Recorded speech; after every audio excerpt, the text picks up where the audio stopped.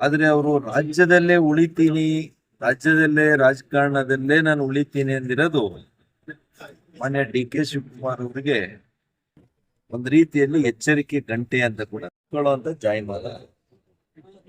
ಅವ್ರೊಂದ್ 3 ತಿಂಗಳು ಕೂತ್ಕೊಂಡ್ರೆ ಅಮ್ಮಮ್ಮ ಅಂತ ಬಹಳ ಹೆಚ್ಚದು. ಕೊನೆ ಸಾಲಿನಲ್ಲಿ ಕೂತ್ಕೊಂತಾರೆ. ಮತ್ತೆ ಎಲ್ಲಾ MLA ಯಾರು ಸ್ಯಾಟಿಸ್ಫೈ ಮಾಡಕ್ಕಾಗಲ್ಲ.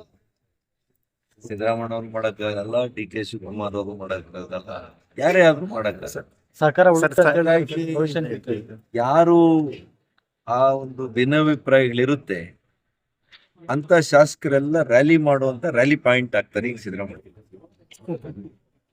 ಹಾಗಾಗಿ ಇವತ್ತು ಪಾಪ ಮಾನ್ಯ ಡಿ ಕೆ ಶಿವಕುಮಾರ್ಗೆ ಮೊದಲನೇದಾಗಿ ಶುಭಾಶಯ. ಬಹಳ ವರ್ಷಗಳಿಂದ ಅವರು ಹೋರಾಟ ಮಾಡಿದ್ರು, ಸಂಘಟನೆಯಲ್ಲಿ ಬಲವಾಗಿ ಪಾಲ್ಗೊಂಡಿದ್ರು, ಅನೇಕ ರೀತಿಯ ಹೋರಾಟಗಳನ್ನು ಮಾಡಿದ್ರು, ಅದಕ್ಕೆ ಕಷ್ಟಗಳಿಗೆ ಗುರಿ ಕೂಡ ಆಗಿದ್ರು. ಇದೆಲ್ಲದರ ನಡುವೆ ಅವರ ಛಲದಿಂದ ಇವತ್ತು ಮುಖ್ಯಮಂತ್ರಿ ಸ್ಥಾನವನ್ನ ದಕ್ಕಿಸ್ಕೊಂಡಿರೋದಕ್ಕೆ ಅವರಿಗೆ ನಾನು ಅಭಿನಂದನೆಯನ್ನ ಸಲ್ಲಿಸ್ತೇನೆ. ಸರ್, ಈಗಿರೋ ಸಚಿವ ಸಂಪುಟದಲ್ಲಿರುವಂತ ಸಚಿವರಿಗೆ ರಾಜಕೀಯ ಗುಟ್ಟು ಮಾನ್ಯ SM ಕೃಷ್ಣ ಅವರು ಇದ್ದಿದ್ರೆ ನಿಜವಾಗ್ಲೂ ಅವರು ಸಂತೋಷ ಪಡ್ತಾ ಇದ್ರು. ಅವ್ರಿಲ್ಲ, ಆದ್ರೂ ಕೂಡ ಇವತ್ತು ಅವ್ರಿಗೆ ಒಳ್ಳೇದಾಗ್ಲಿ ಅಂತ ನಾನು ಶುಭ ಕೋರ್ತೇನೆ. ರಾಜ್ಯಕ್ಕೆ ಒಳ್ಳೇದಾಗ್ಲಿ ಅವರಿಂದ. ಸರ್, ಈಗ ಡಿ ಕೆ ಶಿ ಅವರು CM ಆದ್ರೆ ರಾಜ್ಯದಲ್ಲಿ ಸಫಲ ರಿಯಲ್ ಎಸ್ಟೇಟ್ ಜಾಸ್ತಿ ಆಗುತ್ತೆ, ರಿಯಲ್ ಎಸ್ಟೇಟ್ ಜಾಸ್ತಿ ಆಗುತ್ತೆ, ಮತ್ತೆ ರೌಡಿಸಂ ಜಾಸ್ತಿ ಆಗುತ್ತೆ ಅನ್ನೋ ಹೋಪಾಗಲು ಹೇಳ್ತಿದ್ದಾರೆ. ನೋಡಿ, ಅವ್ರು ಇನ್ನೂ ಕೂಡ ಮುಖ್ಯಮಂತ್ರಿ ಸ್ಥಾನ ತಗೊಂಡೇ ಇಲ್ಲ. ಈ ರೀತಿಯ ಅಪಪ್ರಚಾರ, ಈ ರೀತಿಯ ಒಂದು ಹೇಳಿಕೆಗಳು ರಾಜ್ಯದ ಮುಖ್ಯಮಂತ್ರಿಗಳ ಸ್ಥಾನವನ್ನ ಅದಕ್ಕೆ ಧಕ್ಕೆ ತರುವಂತ ಕೆಲಸ ನಾವ್ಯಾರು ಕೂಡ ಮಾಡಿಲ್ಲ. ಮೊದಲು ಮುಖ್ಯಮಂತ್ರಿಗಳಾಗಲಿ ರಿಯಲ್ ಎಸ್ಟೇಟ್ ಅನ್ನುವಂತ ವ್ಯಾಪಾರ ಅದೇನು ಕಳ್ತನ ಅಲ್ಲ, ದರೋಡೆ ಅಲ್ಲ, ಅದು ಕೂಡ ಒಂದು ವೃತ್ತಿ. ಆ ವೃತ್ತಿಯಲ್ಲಿ ಧರ್ಮವಾಗಿ ಮಾಡ್ಬೇಕಷ್ಟೇ, ಅನ್ಯಾಯ ಮಾಡಬಾರ್ದು. ಅನ್ಯಾಯ ಮಾಡಿದ್ರೆ ತಪ್ಪಷ್ಟೇ, ಆದ್ರೆ ಅದೇನು ಕಳ್ತನ ಅಲ್ಲ, ದರೋಡೆ ಅಲ್ಲ. ಹಾಗಾಗಿ ಅನೇಕ ಅವರೊಬ್ಬರೇ ಯಾಕೆ ಈ ರಾಜ್ಯದಲ್ಲಿ ಅನೇಕರು ಮಾಡ್ತಾ ಇಲ್ವಾ? ಇನ್ನ ಹುಟ್ಟೋ ಮಕ್ಕಳೇ ಮಾಡ್ತಾ ಇದ್ದಾರೆ.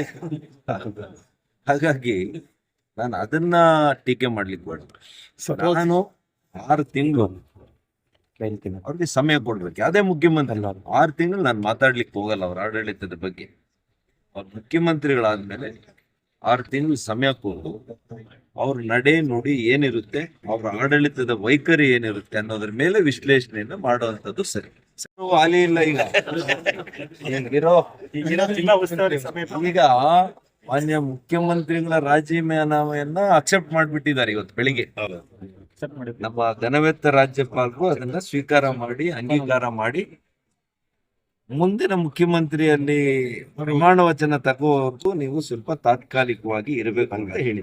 ಹಾಗಾಗಿ ಹಂಗಾಮಿಯಾಗಿದ್ದಾರೆ. ಮತ್ತೆ ಈಗಿನ ಸಚಿವರೆಲ್ಲರೂ ಕೂಡ ಇದ್ದಂತವರೆಲ್ಲ ಕೂಡ ಮಾಜಿ ಆಗಿದ್ದಾರೆ.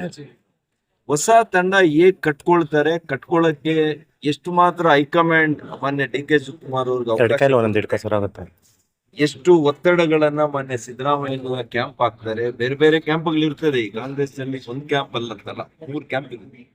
ಒಂದು ಹೈಕಮಾಂಡ್ ಕ್ಯಾಂಪ್ ಅಂತ ಇರುತ್ತೆ, ಒಂದು ನ್ಯೂಟ್ರಲ್ ಕ್ಯಾಂಪ್ ಅಂತ ಇರುತ್ತೆ, ಜಾತಿಗೆ ಒಂದೊಂದು ಕ್ಯಾಂಪ್ ಇರುತ್ತೆ. ಇದೆಲ್ಲದರ ನಡುವೆ ಪಾಪ ಆಡಳಿತ ಮಾಡ್ಬೇಕು. ಎಷ್ಟು ಮಾತ್ರ ಹೈಕಮಾಂಡ್ ಮಾನ್ಯ ಸಿದ್ದರಾಮಯ್ಯನವರು ಮತ್ತು ಅನೇಕ ಹಿರಿಯ ಮುಖಂಡರುಗಳು ಅವ್ರಿಗೆ ಸಹಕಾರ ಕೊಡ್ತಾರೆ ಅನ್ನೋದನ್ನ ನಾವು ನೋಡ್ಬೇಕಾಗಿದೆ. ಸರ್, ಚಿಕ್ಕಬಳ್ಳಾಪುರ ಮಿನಿಸ್ಟರ್ ಚೇಂಜ್ ಆಗೋದ? ಚಿಕ್ಕಬಳ್ಳಾಪುರಕ್ಕೆ ನೀವು ಇದನ್ನ ಮಾನ್ಯ ಡಿ ಕೆ ಶಿವಕುಮಾರ್ ಅವ್ರನ್ನ ಕೇಳ್ಬೇಕು, ನನ್ ಕೇಳಿದ್ರೆ ನಾನೇನ. ಬಟ್ ಒಕ್ಕಲಿಗ ಸಮುದಾಯ ಖುಷಿ ಪಡ್ತಾ ಇದಾರಲ್ಲ ಸರ್, ಡಿ ಕೆ ಶಿ ಅವರಿಗೆ ಸಚಿವ ಸ್ಥಾನ CM ಪಟ್ಟ ಕೊಟ್ಟಿರುವಂತದ್ದು. ಅದು ಸಾಮಾನ್ಯ ವಿಷಯ. ಯಾಕೆಂದ್ರೆ ಆ ಸಮುದಾಯದ ಒಬ್ಬ ವ್ಯಕ್ತಿ ಮುಖ್ಯಮಂತ್ರಿ ಆದಾಗ ಆ ಸಮುದಾಯದ ಜನ ಹರ್ಷ ವ್ಯಕ್ತಪಡಿಸುವಂತದ್ದು ಅದು ವಾಡಿಕೆ ಅಲ್ವಾ? ಸೊ ನೀವೇನು ಕಂಗ್ರೆಸ್ ಹೇಳಕ್ ತಿಳಿಸ್ಬಿಡ್ತೀರಾ ಸರ್? ನಾನು ಈಗಾಗಲೇ ಅಭಿನಂದನೆ ಸಲ್ಲಿಸಿದ್ದೀನಿ. ವೈಯಕ್ತಿಕ